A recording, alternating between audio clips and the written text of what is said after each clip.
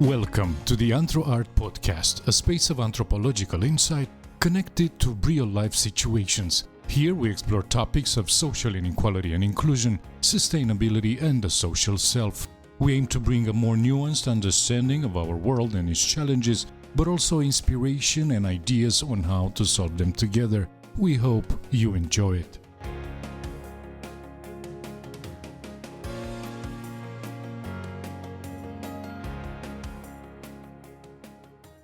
On shared automobility practices, from horse carriages to digitally prearranged rides, a text written by Iulian Gabor for Anthro Art, read by Daniel Popa.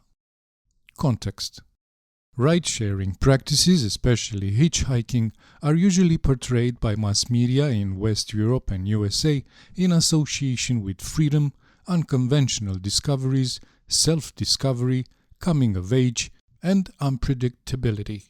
In Romania, as well as in other parts of the world, they are part of a daily necessity for people without cars.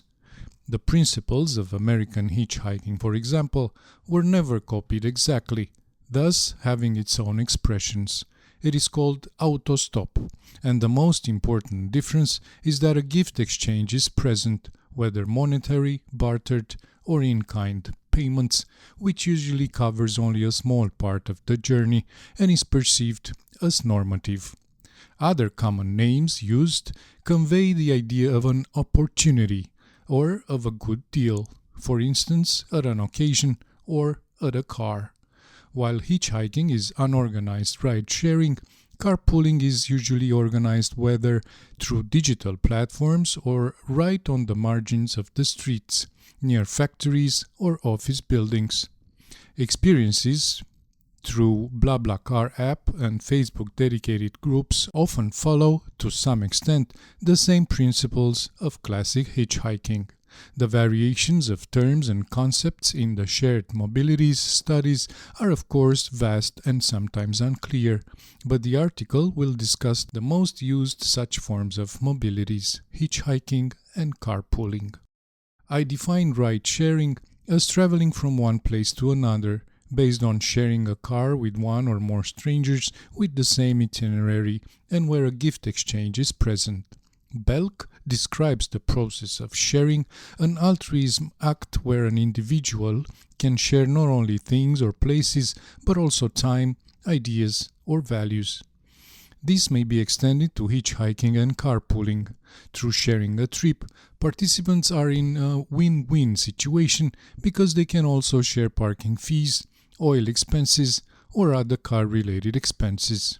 In contrast, other so-called ride-sharing platforms such as Uber or Bolt are falsely considered part of the broad concept of sharing economy. Borrowing the concept from Belk, I consider them pseudo-sharing. The individuals who participate in ride-sharing in Romania are of all ages, sexes, ethnic majority or minorities. Most people waiting for spontaneous or organized rides are commuters, also known as navetiști, a word filled with significance, and the people who must travel often to cities near their village. These individuals are going daily or frequently to work, school, universities, or public institutions. Their reasons to use such practices are most of the time similar. My interest in shared trips dates back in the 2000s when, as a child, I was frequently exposed to situations where my family would give lifts to thumb travelers. The act was similar every time, following precise rules and patterns. Specific ways of doing things were defining this social practice at the margins of the streets. Years have passed by, and in 2018 I've started to research hitchhiking in depth. For 5 years I traveled around 13,000 kilometers, collecting 138 hitchhiking experiences as a passenger or as a driver. I used ethnographic fieldwork, informal interviews, participative observation, and ethnographic analysis. 15 unstructured interviews and 40 field interviews, that is engaging in a small talk about hitchhiking during traveling. My main field site was located in Romania on the section of the road between Cluj-Napoca and Suceava, covering about 300 kilometers of the European Route 58, and 3 counties, Suceava, Bistrița-Năsăud, and Cluj. Piatra Fântânele is a hitchhiking place situated on this road from where many departures and arrivals were made. A second field site consisted of Narciselor Street from Bacău, a city in East Romania. Finally, a third one was a region in South Europe that covers the common state borders between Greece, Bulgaria, and Turkey. Road mobility, shared carriages, and digitally prearranged rides. The word ride-sharing is more and more used in the study of automobility due to the rise of new technologies and human behaviors. To understand it, in the following lines I will portray a visual example taken from art, of a ride at the beginnings of shared mobility, and then I continue with briefly describing the formation and ride-sharing in the context of road mobility. The beginning of the movie The Great Silence, directed by Sergio Corbucci in 1968, shows the image of a shared ride in a closed horse carriage which was on its way to a town named Snowy Hill. During the ride, a sheriff who was lost in the middle of wilderness stopped it to get a lift.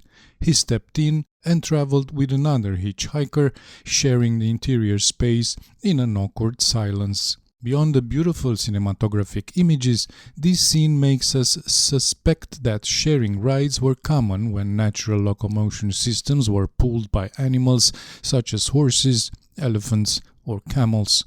At the beginning of the 20th century, after the introduction and widespread application of Fordism, societies changed through mechanization and production. Standardization gradually changed the way people understood notions of space and time, and road infrastructure developed, generating interconnected cities and regions which previously were less connected. With these changes, road mobility became something indispensable for many families of different social classes. After sharing for a long time, carriages forming outside villages, people continued to use the opportunity offered by faster vehicles to get to different destinations. The mass production of car series was a turning point, and hitchhiking appeared as a natural necessity-based mode of transportation. However, ride-sharing originated in the USA in the 1920s as a controversial practice associated with privileged youth. The reasons for hitchhiking are similar to the ones we find nowadays: economic necessity, an adventurous spirit, or a combination of both. Blablacar argues that young boys, college students, were seeking lifts to go to beaches or other recreational places, but they were not the only ones.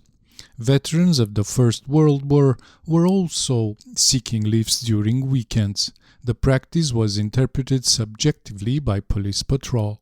In other countries, such as Canada, hitchhiking was prohibited but not policed. At the beginning, in the attempt to regulate this new practice, some governments created distinctions between deserving and undeserving ride-sharing. Hitchhiking was associated with road beggars, youth alienation, or criminality, but carpooling, made through car clubs, was a strategic way of promoting and organizing shared rides. In Europe, Prin Volucri traces ride-sharing back to the First World War, when the soldiers of the British forces were lorry hopping to football games in France. The term got into the vocabulary of British people only in 1930, a time when hitchhiking was already common practice among college or university students.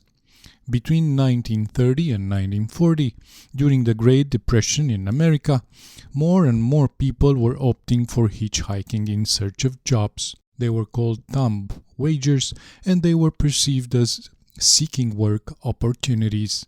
In the context of a collapsing economy, populist messages of civic responsibility started to be visible even on the road, where motorists were encouraged to pick up hikers. Messages that can be considered part of a sustainable behavior nowadays were at the time propaganda. Fill those empty seats. Car sharing is a must. Or fill up the back seat. Share the ride so you can get the gas and tires you need. Such messages were also visible during World War II in the USA. Through posters, government agencies were calling for patriotic sentiments, empathy for hitchhikers, especially those in army uniforms. Some of the messages were even telling Americans that if they carpool, they will win the war. Finally, there were even posters using enemies like Hitler to make people use carpools and thus maximize the fear of driving alone. Between 1960 and 1980, sharing a ride became again a statement of anti-societal rules, showing that such practice was used as a political tool when needed. In contrast, organized ride-sharing practices during the 1970s emerged from the gasoline shortage, which forced the US government to promote carpooling again. Companies like 3M and Chrysler had to provide organized carpooling with vans to help employees commute from work and home. The creation of a ride-sharing system was common in numerous countries during these years.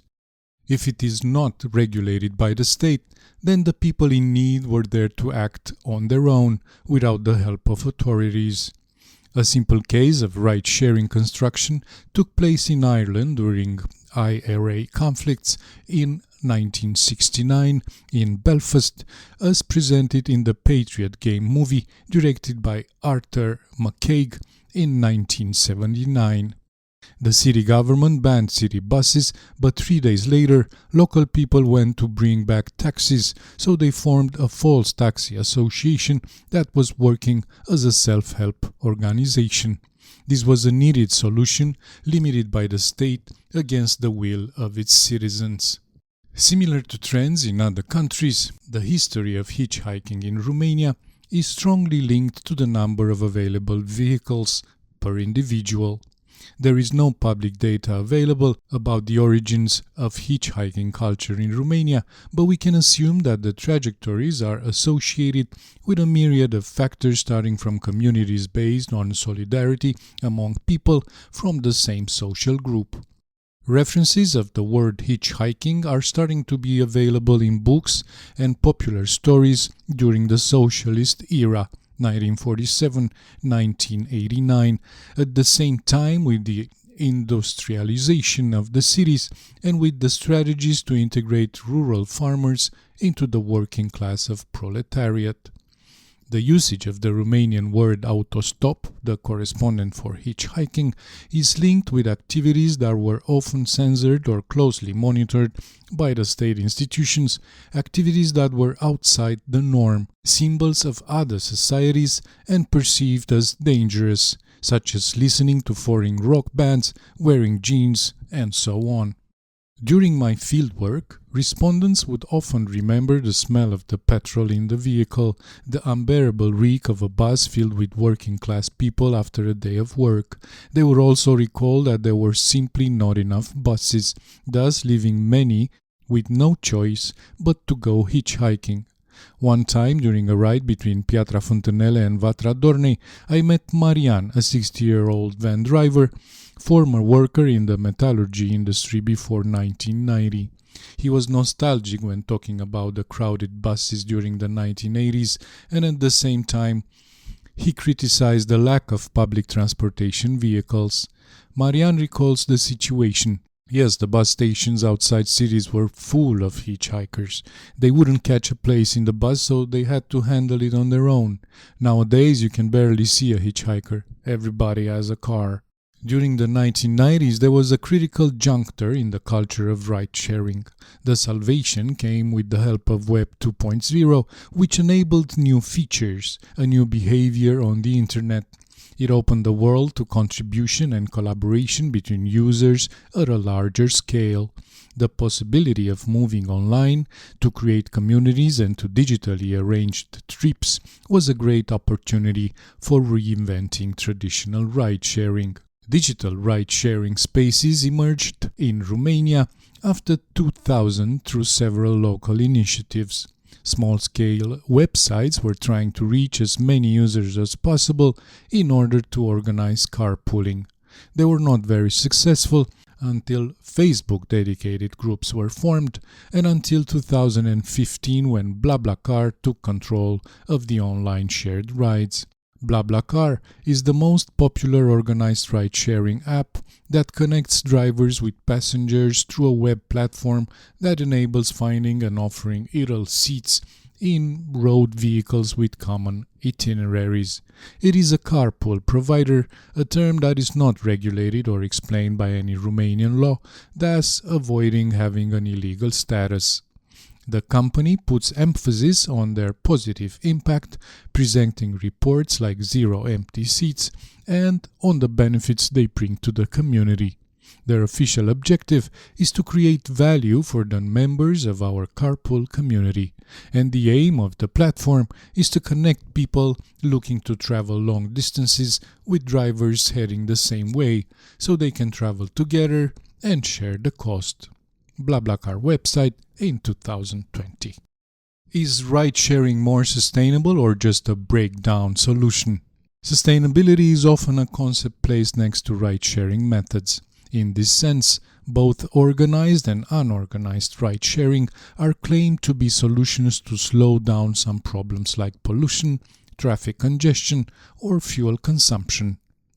Both traditional and app-based ride-sharing improves energy efficiency and reduces emissions because the drivers will travel to the destinations regardless of the presence of passengers. Other scholars describe ride-sharing as a green commute alternative because it reduces the need for owning a car. The ecological benefits of sharing are often seen as obvious. Secondary markets reduce demand for new goods, so footprints go down. Following my case studies, some companies in Cluj are trying to show that they are environmentally conscious by proposing their employees carpooling options. For instance, I found a similar approach used by an IT company with its headquarters in the city center. Through road signs, carpooling systems are promoted, part of the sustainable trend, part of the limited parking spaces. Their employees are encouraged to travel by public transportations, bikes, or shared vans for those living in the outskirts of the city. Their emphasis is more on reducing the carbon footprint. To this regard, the space in front of its building is dedicated to carpool, vanpool, low-emitting and fuel-efficient vehicles. Another argument that promotes the sustainable dimension of ride-sharing looks at increasing car seat occupancy as a measure for reducing air pollution and lowering emissions. In the last decades, some governments or private companies have tried proposing solutions for the decongestion of many important roads through organized and formal ride-sharing policies that would promote a higher seat occupancy. Some of them took it further and modified the material infrastructure of roads. It is the case of HOV lanes, meaning high occupancy vehicle lane, in countries like Canada, some cities in the USA, Europe, China or Australia, specific lanes for public transportation, or specific places for ride-sharing lifts.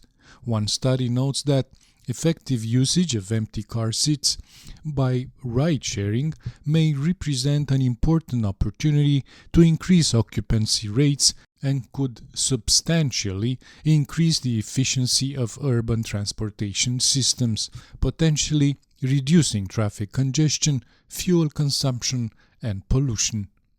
Through such policies, ride-sharing is promoted as an act of individual responsibility towards the environment, sometimes with great visible benefits, but in some cases it is perceived as a limitation for mobility, and the social results are easy to detect.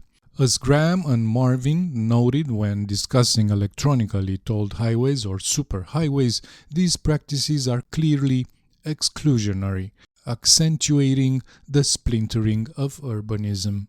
One such paradoxical case is present in Jakarta, Indonesia, one of the most traffic congested cities in the world. Here, the 3-in-1 rule is strict by drivers to benefit from specific road infrastructure. After the introduction of this law in 2003, because of high social inequality, people from the margins of the society started soon to become professional passengers known as jockeys. That is a person available for rent during a trip, so the journey is considered carpool. For small sums of money up to $1.20, mothers with their small children would benefit from an income. From an article from The Guardian, we have a similar image of such passengers. The description of the main photo sums up the situation at that time. A woman carries her baby as she signals to show that she's for hire as a jockey to help drivers cheat a peak time traffic rule of 3 people to 1 car during rush hour in Jakarta, Indonesia. A woman carries her baby as she signals to show that she's for hire as a jockey to help drivers cheat a peak time traffic rule of 3 people to 1 car during rush hour in Jakarta, Indonesia. However, going back to the Romanian case and analyzing my interviews, the respondents never mentioned sustainable behaviors as their central motivation when traveling through ride-sharing. Only after I asked some of them specifically, they would confirm a possible underlying drive, but not decisively, confirming that sustainability is an intrinsic factor. However, there is an observed difference between thumb travelers and people using online ride-sharing apps. For the latter, the sustainable factor is more prominent than for the former. This indicates that the narrative of a sustainable mode of transportation, promoted mostly by the companies that are controlling ride-sharing apps, works as a marketing tool specific to the neoliberal context. We've seen that in different countries and different times. The state may encourage or criminalise ride-sharing practices, but individuals are also creating such systems as acts of solidarity and mutuality in times of need. Hitchhiking and carpooling are ways of traveling through which the interior of a car is shared with people with similar itineraries. Although sometimes marketed under the sustainability umbrella, users don't always see it as a sustainable act, or not mainly as such. Their reasons to engage in organised or ad hoc ride-sharing include convenience, comfort, sociability, community membership, predictability, or economic exchange.